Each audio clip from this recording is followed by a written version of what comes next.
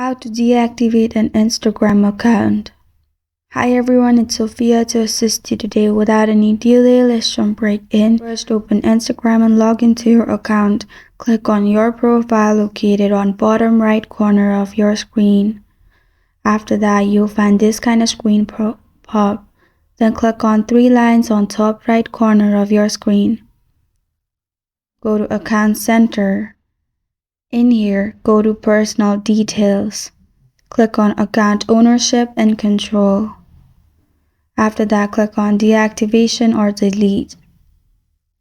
Click on your profile, then click on Deactivate Account, then click on Continue.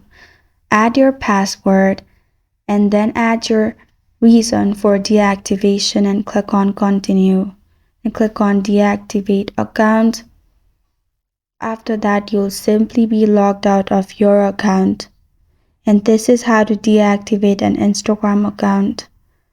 Thank you for joining me today. If this video helps you out, please leave a like and subscribe for more. Got a question or want to suggest a topic? Comment below. I'm Sophia signing off until